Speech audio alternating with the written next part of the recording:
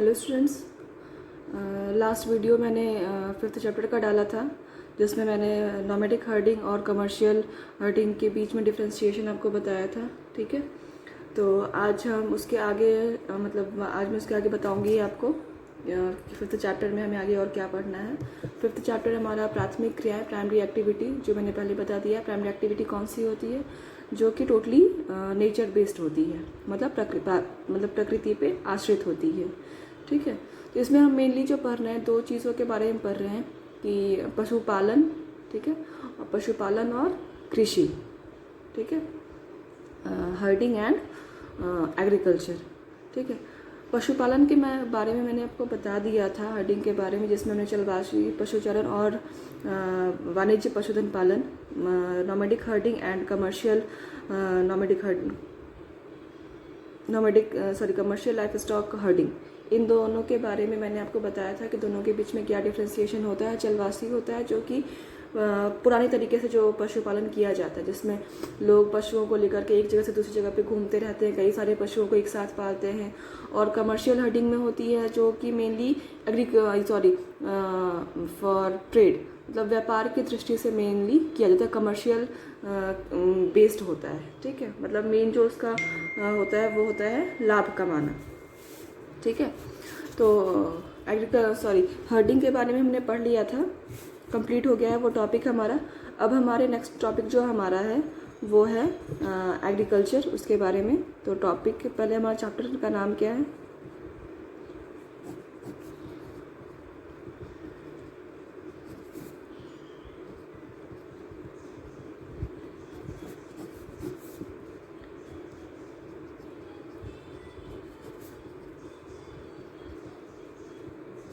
प्राथमिक क्रियाएं। ठीक है, तो उसका जो फर्स्ट जो हमारा टॉपिक है, नेक्स्ट टॉपिक है, वो है एग्रीकल्चर। ठीक है, जो पहले के लोग, मतलब पहले जो आज से कई सैकड़ों साल के पहले की बात करें तो लोग अपना जीवन कैसे चलाते थे? ठीक है, तो मैंने पहले ही बताया कि वो मतलब जो मेनली था वो था उनका हंटिंग एंड गैदरिंग।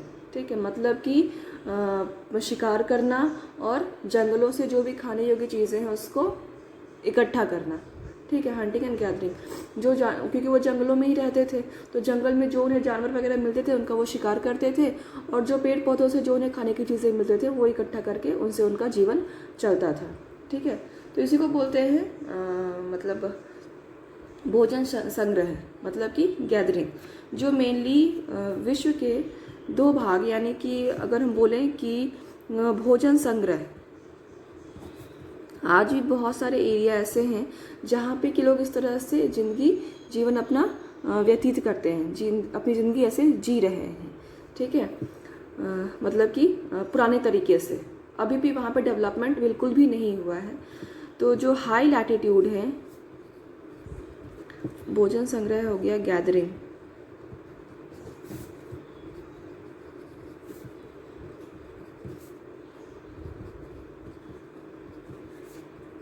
जो एरियाज है इसमें वो है उत्तरी कनाडा, यानी कि northern Canada,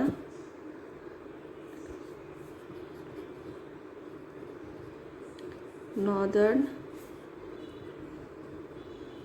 Eurasia,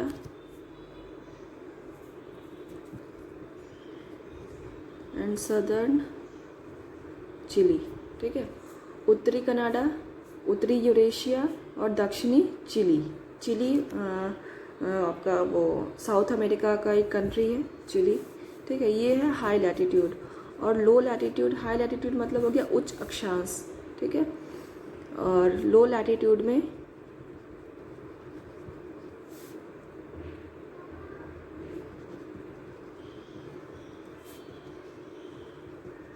Amazon basin, tropical Africa,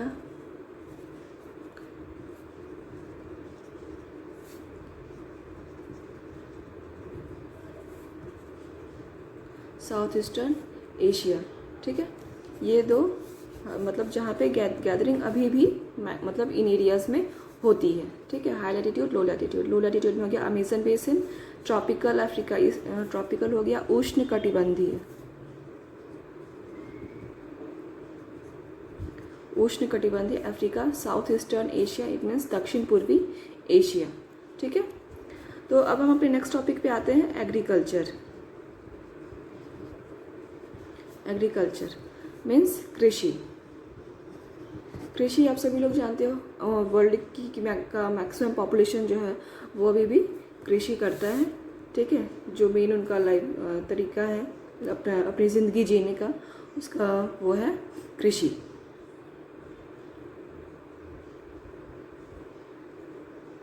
ठीक है, तो यहाँ पे कृषि को भी अलग अलग पार्ट्स में डिवाइड किया गया है। ठीक है, जो पहला है टॉपिक वो है निर्वाह कृषि।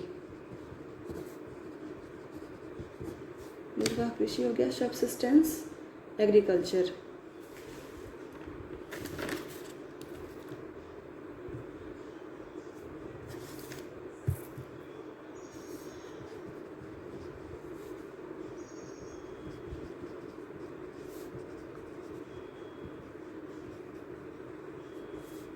Subsistence agriculture. ठीक है, इसे फिर 2 पार्ट्स में डिवाइड किया गया है।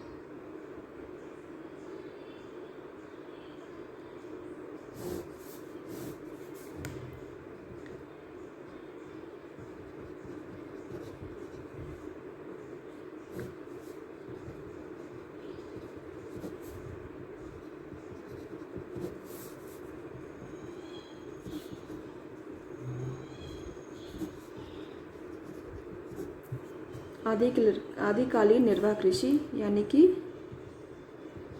प्रिमिटिव सबसिस्टेंस एग्रीकल्चर, और ये हो गया एक्सटेंसिव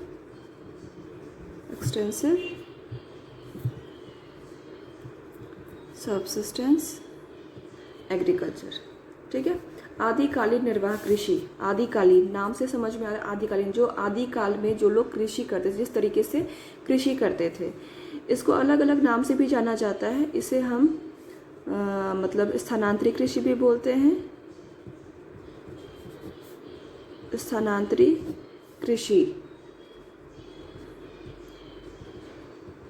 शिफ्टिंग कल्टीवेशन। क्यों? क्योंकि पहले लोग एक जगह पे स्थिर हो गए, जैसे आज के डेट में लोग खेती करते हैं तो वो एक जगह पे ही खेती करते हैं। ये नहीं कि आज यहाँ कर रहे हैं फिर अगली बार कहीं और, अगली बार कहीं और, क्योंकि आज के डेट में लैंड जो है वो हर एक व्यक्ति के पास बहुत छोटे अमाउंट में है। ठीक है, लोग वहीं पे खेती करते, लेकिन पहले ऐसा नहीं था। पहले बहुत ज़मीन थी और पॉपुलेशन कम थी, तो लोग एक जगह से दूसरी जगह घूम घूम के खेती करते थे। ठीक है, स्थानांतरी मतलब शिफ्टिंग, कि एक जगह से दूसरी जगह वो शिफ्ट करते रहते थे। पहले एक जगह रुक के वहाँ खेती कर ली, ठीक है, कुछ समय वहाँ पे रुकेंगे, फिर जब उनकी फसल वगैरह कट गई उसके बाद वो उस जगह को छोड़ देते थे और फिर वो दूसरी जगह पे, नई जगह पे चले जाते थे। इसलिए इसे स्थानांतरी कृषि भी कहते हैं, शिफ्टिंग कल्टीवेशन। ठीक है, इसे कर्तन और दहन कृषि भी बोलते हैं, कर्तन और दहन कृषि।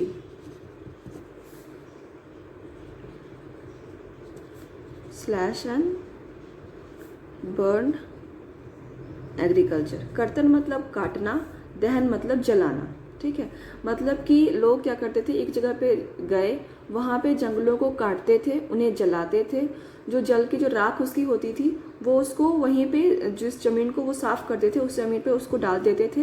ठीक है, एक फर्टिलाइज़र की तरह। ठीक है, जिससे कि वो ज़मीन जो थी वो ज़्यादा उपजाऊ हो जाती थी, क्योंकि लैंड जो था वो उतना ज़्यादा उपजाऊ नहीं था और लोगों के पास इतने फर्टिलाइजर, मतलब इतना एडवांस फर्टिलाइज़र नहीं था जिससे कि वो खेती सही से कर सके। ठीक है, तो इसलिए वो मतलब जो जंगल का जो पार्ट काटते थे वो उसको जलाते थे और उसके राख को वो उस ज़मीन पे डाल देते थे और फिर वो वहाँ पे खेती करते थे। कुछ समय खेती करने के बाद फिर से वो जगह को छोड़ के दूसरी नई जगह पे चले जाते थे। ठीक है, तो इसे कर्तन और दहन कृषि भी कहते हैं। ठीक है, उसके बाद इसे लोग जो अनाज उपजाते थे वो बेसिकली मतलब कि जो वही उपजाते थे जिससे कि उनकी जीविका चल सके। ठीक है, और ये जो खेती थी वो मुख्य रूप से अफ्रीका, दक्षिण और मध्य अमेरिका, दक्षिण में हो गया आपका साउथ, मध्य हो गया मिडल अमेरिका, उष्णकटिबंधीय भाग मतलब अमेरिका का जो ट्रॉपिकल एरिया हुआ वहाँ पे, और दक्षिण पूर्वी एशिया यानी कि साउथ ईस्टर्न एशिया में ये खेती होती थी। मतलब ये जो आप देख रहे हो, ठीक है, इन सारे एरियाज़ में ये इस तरह की खेती की जाती थी, ठीक है। साथ ही इसको झूम कृषि भी बोलते हैं।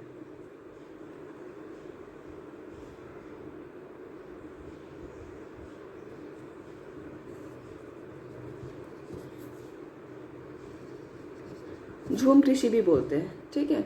और इस कृषि को, इस एग्रीकल्चर को अलग अलग एरिया में और अलग अलग नाम से भी जाना जाता है। इसका एक तो आपने देख लिया स्थानांतरित कृषि, दूसरा हो गया कर्तन और दहन, झूमिंग, ठीक है। उसके बाद इसे आपका जो भारत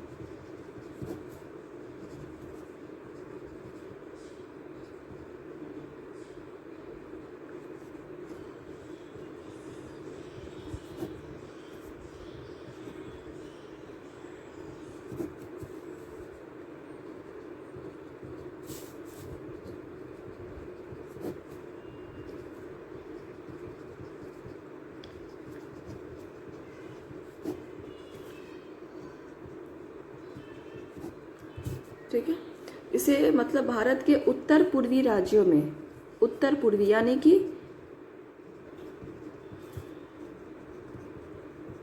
नॉर्थ ईस्टर्न, ठीक है, इंडिया का जो नॉर्थ ईस्टर्न जो आपका हो गया, नॉर्थ ईस्ट में मेघालय, मिजोरम, त्रिपुरा, ये सभी स्टेट जो 7 सिस्टर्स इसको बोलते हैं, ठीक है। तो नॉर्थ ईस्टर्न जो राज्य है वहाँ पे इसे झूमिंग बोलते हैं, इस खेती को, क्योंकि वहाँ पे इस तरह की खेती की जाती है, उसे झूमिंग बोलते हैं।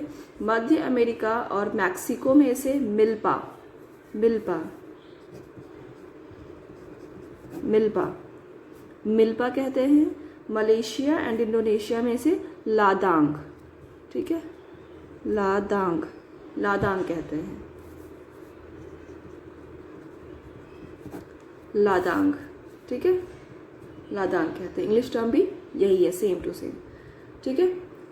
तो ये जो इस तरह की जो खेती होती है, ठीक है, निर्वाह कृषि, ये आदिकालीन निर्वाह कृषि जो ये हम पढ़ रहे हैं, ये कृषि जनरली किस एरिया में होती है, तो मैंने बता दिया था आपको, अफ्रीका, अफ्रीका हो गया,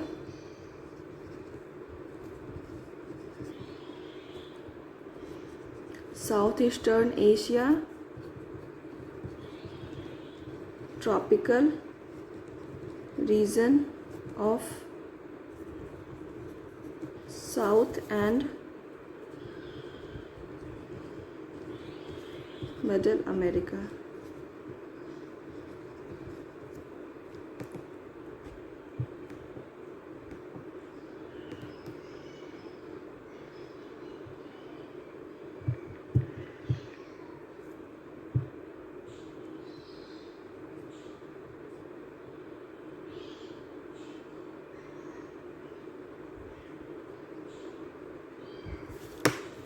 मिडिल अमेरिका भी बोल सकते हैं, या इसे हम सेंट्रल अमेरिका भी हम इसे कह सकते हैं, ठीक है। तो ये जो मतलब आदिकालीन निर्वाह कृषि है, ये इसकी विशेषताएं होगी, कैरेक्टरिस्टिक्स हो गई, ठीक है, कि इसके अलग अलग कौन कौन से नाम है, किस एरिया में से कहाँ क्या बोलते हैं, और ये जनरली किस एरिया में किया जाता है, ठीक है। जो सेकंड टॉपिक है हमारा वो है गहन निर्वाह कृषि, एक्सटेंसिव सबसिस्टेंस एग्रीकल्चर।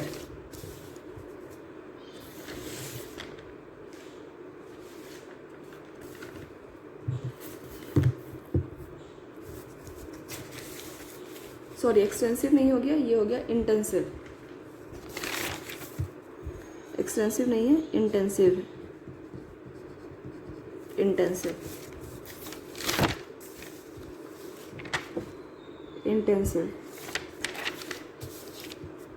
ठीक है।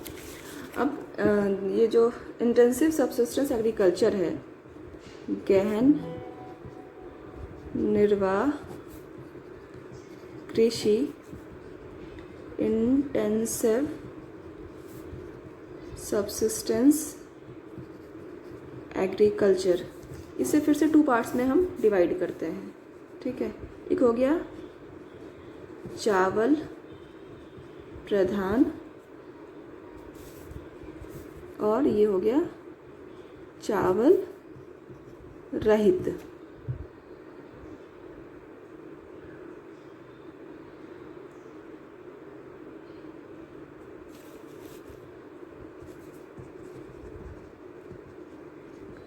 dominated by wet paddy cultivation,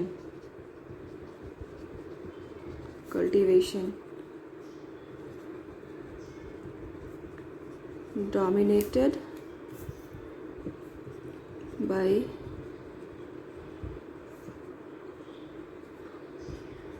other than paddy।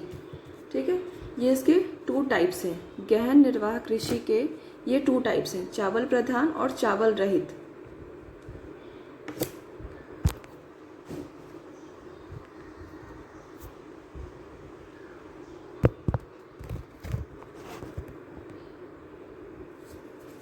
ठीक है, चावल प्रधान dominated by wet paddy cultivation, मतलब कि जिसमें बेसिकली मुख्य रूप से इसमें चावल की खेती होती है। Dominated by other than paddy, चावल रहित, इट मीन्स कि यहाँ पे चावल के अलावा मतलब गेहूँ, जौ, मक्का, ज्वार, बाजरा, हर तरह की खेती होती है। मतलब यहाँ चावल की बेसिकली खेती नहीं होती है।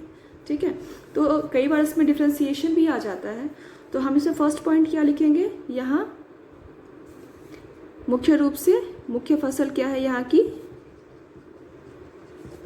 यहाँ मुख्य रूप से चावल की खेती होती है। और इसमें हम लिखेंगे, फर्स्ट पॉइंट, यहाँ मुख्य फसल कौन सी हो जाएगी, गेहूं, जौ, मक्का, ज्वार, बाजरा आदि। ठीक है, मतलब यहाँ मुख्य रूप से चावल की खेती होती है और यहाँ पे चावल की खेती नहीं होती। चावल के अलावा यहाँ पे मतलब और सारी फसलों की खेती होती है। ठीक है, बस बेसिकली जो डिफ्रेंसिएशन है वो यही है, उसके बाद दोनों में सेम चीज़ें होती हैं। ठीक है, जैसे सेकंड पॉइंट हम इसमें लिखेंगे कि यहाँ खेतों का आकार छोटा होता है,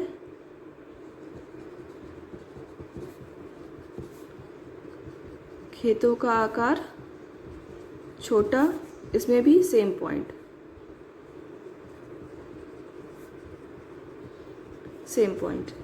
दोनों में सेम पॉइंट होगा। ठीक है, परिवार, ये जो खेती होती मतलब कृषि होती है वो परिवार के लोग मिलके ही खेती करते हैं। तो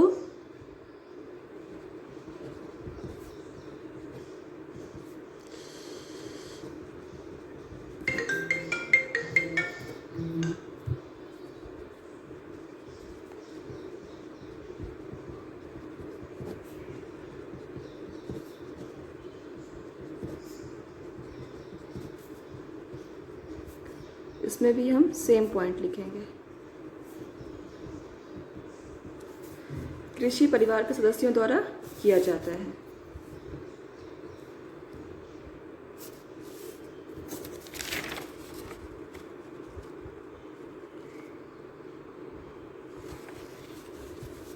ठीक है, फिर नेक्स्ट पॉइंट लिखेंगे इसमें कि इसमें मानव श्रम अधिक लगता है,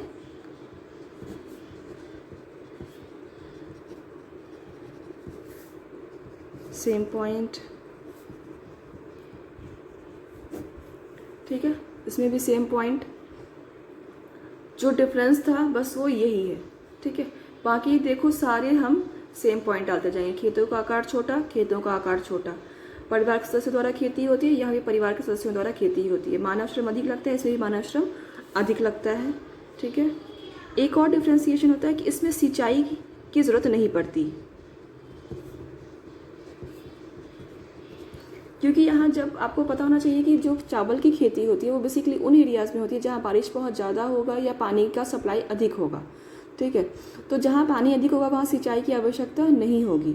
ठीक है, क्योंकि ये छोटे आकार में होता है, तो यहाँ पे लोगों के पास सिंचाई की इतनी सुविधाएं नहीं होती, तो बेसिकली यहाँ पानी की सुविधा उनके पास होती है, इसलिए वो यहाँ पे चावल की खेती करते हैं। लेकिन यहाँ पे सिंचाई की आवश्यकता होती है।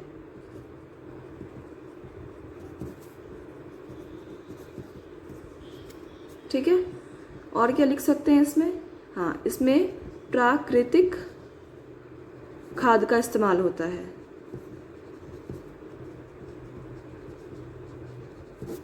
ठीक है, इसमें भी सेम पॉइंट।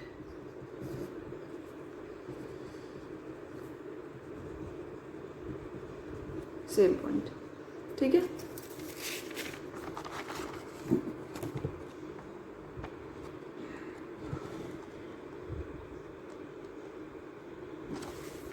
ठीक है, तो ये दोनों के बीच में डिफ्रेंसिएशन हमने कर लिया। यही डिफ्रेंसिएशन है, बेसिकली जो डिफ्रेंसिएशन है वो बस दो हमारा डिफ्रेंसिएशन है कि यहाँ मुख्य रूप से चावल की खेती होती है, यहाँ चावल की खेती नहीं होती, उसके अलावा ये सारी चीज़ों की खेती होती है। और यहाँ सिंचाई नहीं होती, यहाँ पे सिंचाई की आवश्यकता होती है। बाकी हम जो इसमें पॉइंट लिखेंगे सेम टू सेम हम वही पॉइंट लिखेंगे। ठीक है, क्लियर हो गया ये टॉपिक। इसके बाद जो नेक्स्ट टॉपिक है हमारा वो है रोपण कृषि। Very very important question. ये 5 मार्क्स का क्वेश्चन जनरली आता है, क्योंकि इस चैप्टर में से एक 5 मार्क्स का क्वेश्चन आता ही आता है। तो जो भी क्वेश्चन हम पढ़ेंगे वो 5 मार्क्स के व्यू से ही पढ़ेंगे।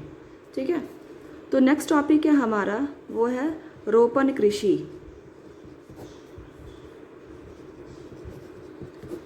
प्लांटेशन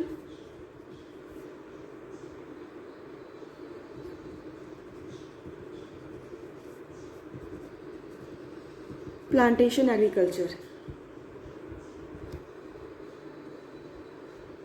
ठीक है, प्लांटेशन एग्रीकल्चर। तो प्लांटेशन एग्रीकल्चर में बेसिकली जो खेती होती है, मतलब ये जो कृषि है ये मुख्य रूप से व्यापार की दृष्टि से होती है। अभी इसके पहले हमने जो पढ़ा, ठीक है, कौन सा? निर्वाह कृषि, यानी कि सबसिस्टेंस एग्रीकल्चर। ये जो कृषि का मेथड है, ठीक है, इसके पहले जो हमने ये भी पढ़ा था, ठीक है, ये आदि निर्वाह कृषि। निर्वाह मतलब क्या होता है? जो हम अपनी जीविका के लिए काम करते हैं। मतलब हमारा उद्देश्य ये नहीं है कि हम उसको बेच के पैसे कमाएंगे, नहीं, ये हम अपनी जीविका चलाने के लिए, अपना घर चलाने के लिए ये खेती कर रहे हैं। इसमें हमने ये 2 टाइप्स पर पढ़े, आदिकालीन निर्वाह कृषि और गहन निर्वाह कृषि। ठीक है, तो ये जो हम अभी टाइप्स पढ़ रहे थे, ये हम अपनी जीविका चलाने के लिए, अपना काम चलाने की जो खेती की जाती है उसके बारे में पढ़ रहे थे। अब है रोपण कृषि। अब जो हम टाइप्स पढ़ेंगे वो एग्रीकल्चर, मतलब कि कमर्शियल बेस्ड होगा, मतलब कि व्यापार की दृष्टि से होगा, जिसका मेन उद्देश्य हमारी जीविका चलाना नहीं बल्कि पैसे कमाना। ठीक है, मतलब जो मेनली व्यापार की दृष्टि से जो खेती होगी उसके बारे में पढ़ेंगे। ठीक है, तो अब एक रोपण कृषि, प्लांटेशन एग्रीकल्चर, इसके बारे में मैं आपको बता दूं।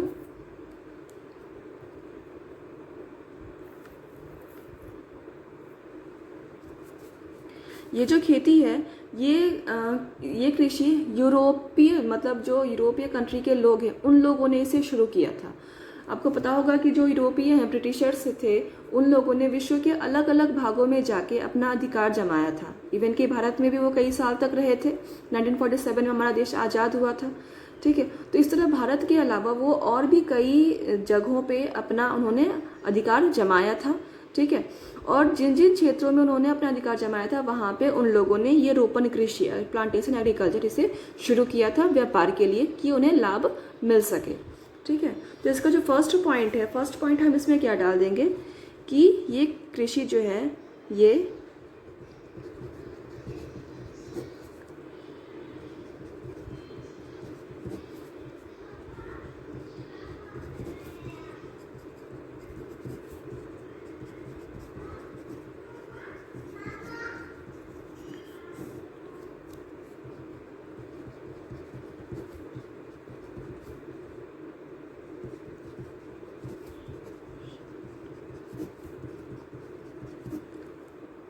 ठीक है।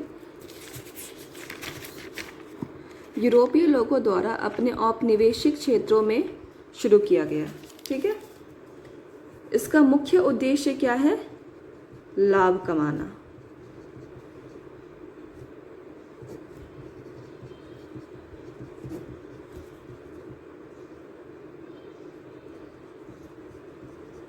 मुख्य उद्देश्य क्या हो गया इसका? लाभ कमाना, ठीक है। इसमें हम खेती किन किन चीज़ों की करते हैं, मतलब किस किस तरह के फसलों का इसमें हम खेती करते हैं? तो इसमें हो गया केला, रबर, चाय, कॉफ़ी, कोको, कपास, etc आदि, ठीक है। तो इसमें हम बेसिकली जो व्यापार की दृष्टि से जो भी फसल होते हैं उसको उगाते हैं, जैसे केला है, रबर, चाय, कॉफ़ी, कोको, कपास, इन सभी फसलों को इसमें उगाया जाता है, ठीक है। उसके बाद ये मुख्य रूप से व्यापार के लिए किया गया है। ये जो खेती है वो मुख्य रूप से व्यापार के लिए की गई है, ठीक है। इसमें अधिक पूंजी लगती है, मतलब कि पैसे इसमें अधिक लगते हैं, क्योंकि ये इसमें खेतों का आकार बड़ा होता है, बड़े बड़े मशीनों का इस्तेमाल किया जाता है। अधिक पूंजी, उच्च प्रबंधन मतलब हाई मैनेजमेंट, और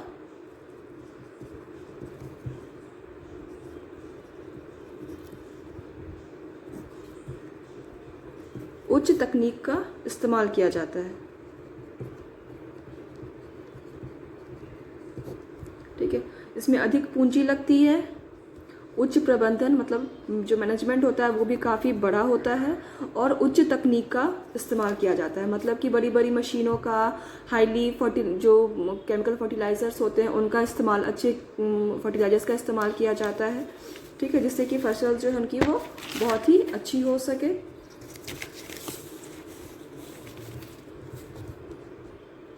नेक्स्ट पॉइंट हम और क्या लिखेंगे इसमें, कि इसमें एक ही प्रकार की फसल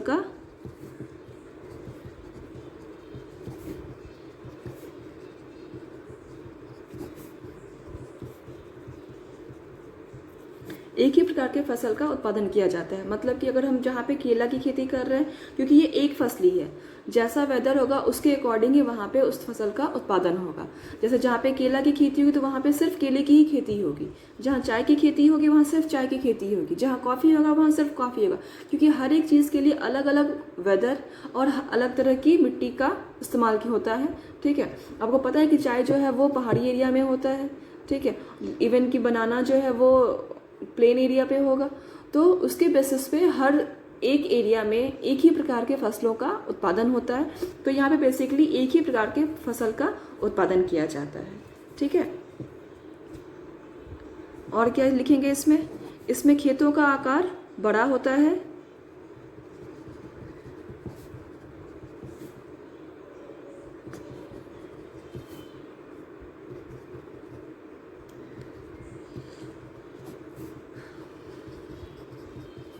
खेतों का बड़ा आकार, फिर यहाँ पे इजली उन्हें सस्ते श्रमिक भी मिल जाते हैं,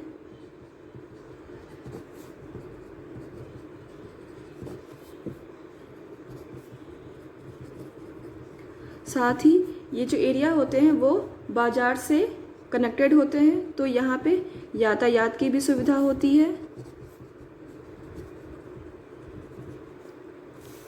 ठीक है। तो ये सभी इसकी बेसिक मतलब कि विशेषताएं हो गई, रोपण कृषि की विशेषताएं, ठीक है। एक बार फिर से मैं रिपीट कर दे रही हूँ कि ये यूरोपीय लोगों द्वारा अपने औपनिवेशिक क्षेत्रों, औपनिवेशिक मतलब कि जहाँ पे उन्होंने अपना अधिकार जमाया था, उन एरियाज़ में इस एग्रीकल्चर को शुरू किया गया था। इसका मुख्य उद्देश्य था लाभ कमाना। जो मेनली यहाँ पे खेती की जाती है वो केला, रबर, चाय, कॉफ़ी, कोको और कपास, कोको जैसे चॉकलेट वगैरह बनते हैं उसको बोलते हैं कपास, इनकी खेती होती है। बेसिकली ये जो खेती है वो व्यापार के लिए की जाती है। इसमें अधिक पूंजी, उच्च प्रबंधन, हाई मैनेजमेंट और उच्च तकनीक, हाई टेक्नोलॉजी का इस्तेमाल किया जाता है, ठीक है। फिर इसमें एक ही प्रकार के फसल का उत्पादन किया जाता है। खेतों का आकार भी बहुत बड़ा होता है। सस्ते श्रमिकों की सुविधा होती है, यातायात की सुविधा होती है, जिससे कि वो बाज़ारों से जुड़े हुए होते हैं। ठीक है, तो यहाँ पे अभी आपके 2-3 क्वेश्चंस हो चुके हैं जो आप सॉल्व करोगे। ठीक है, फर्स्ट क्वेश्चन जो था हमारा वो था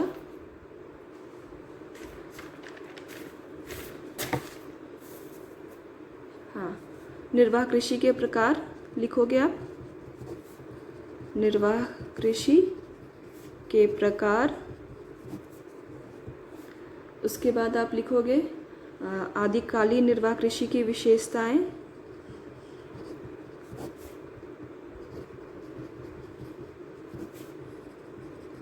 कृषि की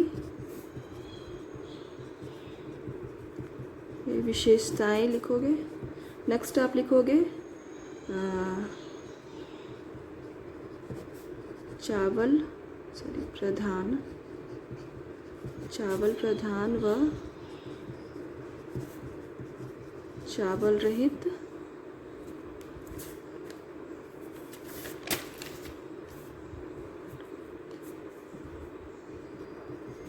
कृषि में अंतर, या इसमें लिख सकते हैं गहन निर्वाह कृषि की विशेषताएं। ठीक है, नेक्स्ट क्वेश्चन लिखोगे आप रोपण कृषि की विशेषताएं। रोपण कृषि की विशेषताएं। ठीक है, ये 4 क्वेश्चंस हो गए आपके। निर्वाह कृषि के प्रकार, जिसमें आप इसके प्रकार के बारे में बताओगे। Types of subsistence agriculture.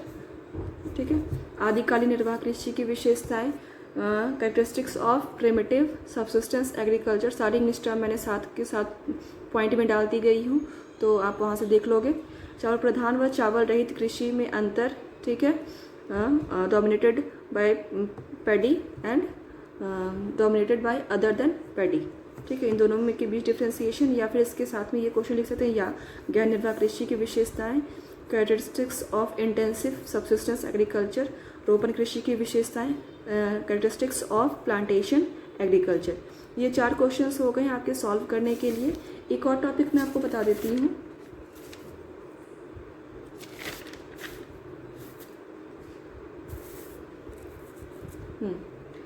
इसके बाद एक और टॉपिक मैं आपको बता दे रही हूँ। ये है आपका विस्तृत वाणिज्य अनाज कृषि।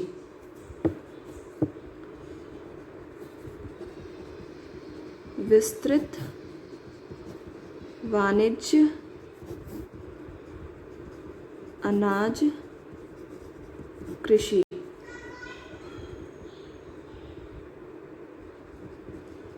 Extensive commercial grain cultivation. Extensive commercial grain cultivation, बहुत छोटा सा टॉपिक है ये। ठीक है, बहुत इजी भी है। ठीक है, इसकी विशेषता क्या है? सबसे पहली विशेषता कि इसमें जो मुख्य फसल है, मेन क्रॉप जो है वो है इसमें वीट, गेहूं। जो मेन क्रॉप है इसका वो है गेहूं। यहाँ मुख्य रूप से गेहूं की खेती होती है। इसके अलावा यहाँ पे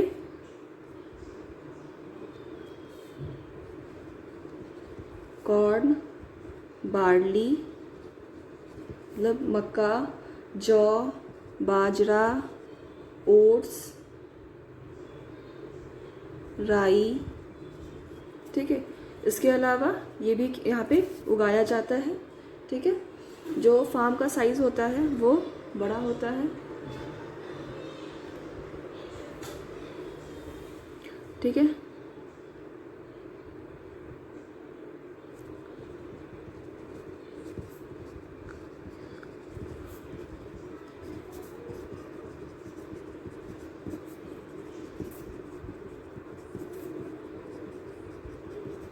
खेतों का आकार बड़ा होता है। क्योंकि एक्सटेंसिव कमर्शियल है। ठीक है, समझ में आ रही होगी बात कि ये भी व्यापार के लिए ही खेती की जाती है। ठीक है, तो यहाँ मेन क्रॉप जो हो गया वो गेहूँ हो गया। इसके अलावा यहाँ मक्का, जौ, बाजरा, राई ये सब खेती होती है, उगाया जाता है। यहाँ भी फार्म का साइज जो है वो बड़ा होता है, जो हमने इसमें पढ़ा था इसके बारे में। ठीक है, सेम वही है कि यहाँ पे भी हाई टेक्नोलॉजी का इस्तेमाल किया जाता है।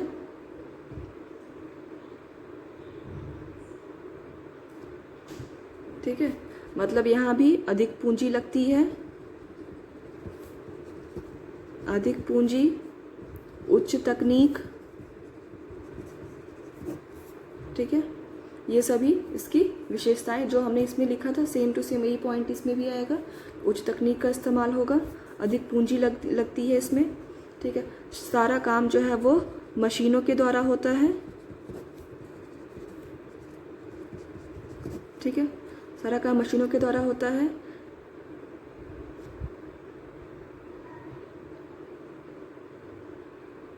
ठीक है, अब जो मेन जो इसमें हमें देखना है वो ये है कि ये जो खेती होती है ये मेनली जो भी डेवलप्ड, हाईली डेवलप्ड एरियाज़ हैं,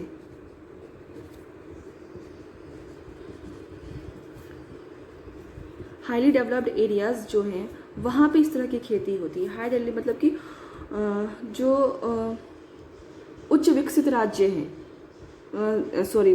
राज्य नहीं, क्षेत्र, जो सबसे ज़्यादा विकसित क्षेत्र हैं वहाँ पे इस तरह की खेती होती है। और इस खेत को, इस एग्रीकल्चर को अलग अलग एरिया में अलग अलग नाम से भी जाना जाता है। फॉर एग्ज़ाम्पल जैसे यूरेशिया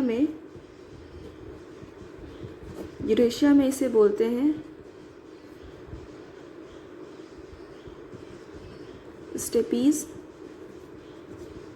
स्टेपीज बोलते हैं। ठीक है, कनाडा में बोलते हैं इसे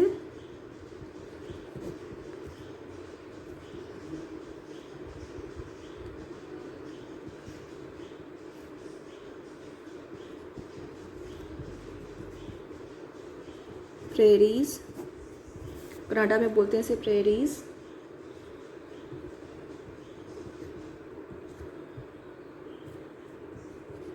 अर्जेंटीना बोलते हैं, अर्जेंटीना में इसे बोलते हैं पंपास।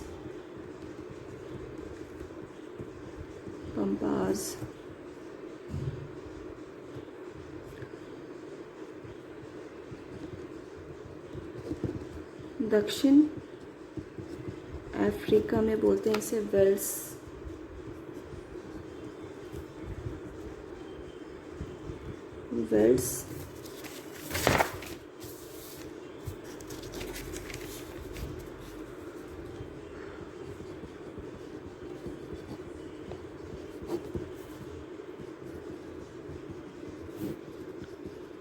Downs,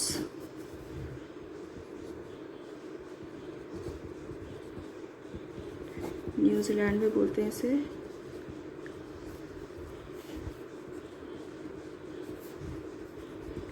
Canterbury. ठीक है, अलग अलग एरिया में इसे अलग अलग नाम से जानते हैं। बेसिकली जो ये है ग्रासलैंड्स है। ठीक है, अगर आपको याद होगा तो आपने मतलब घास भूमि, ग्रासलैंड्स के बारे में पढ़ा होगा, तो उन्हीं ग्रासलैंड्स पे ये जो कल्टीवेशन है, खेती है, एग्रीकल्चर है, वो वहीं पे होती है। ठीक है, तो इसे ये मेनली जो है वो डेवलप्ड कंट्रीज़, जो भी आप देख रहे हो सभी डेवलप्ड कंट्रीज़ है, इन एरियाज़ में होती है। और इसे अलग अलग एरिया में अलग अलग नाम से भी कहते हैं। यूरेशिया में stapes, Canada prairies, Argentina pampas, south Africa, दक्षिण अफ्रीका वेल्स। ठीक है, उसके बाद ऑस्ट्रेलिया में डाउन्स और न्यूजीलैंड में कैंटरबरी। न्यूजीलैंड उसके आसपास जो एरिया है वहाँ पे इसे कैंटरबरी बोलते हैं। ठीक है, तो एक और क्वेश्चन आपका यहाँ पे हो जाता है, यहाँ पे ऐड कर लो आप कि विस्तृत वाणिज्य अनाज कृषि की विशेषताएं।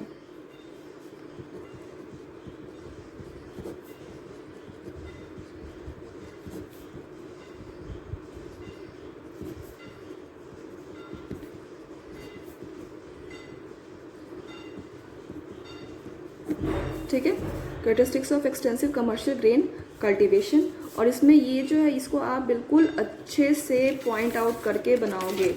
से करोगे, क्योंकि ये 1 मार्क्स के क्वेश्चन के लिए भी काफ़ी इंपॉर्टेंट होगा। ठीक है, तो आज के लिए इतना सफिशियंट है, आप इतना कंप्लीट कर लो, फिर नेक्स्ट टाइम आप नेक्स्ट वीडियो में फिर आगे टॉपिक को कंटिन्यू करूँगी। ठीक है, ओके, थैंक यू।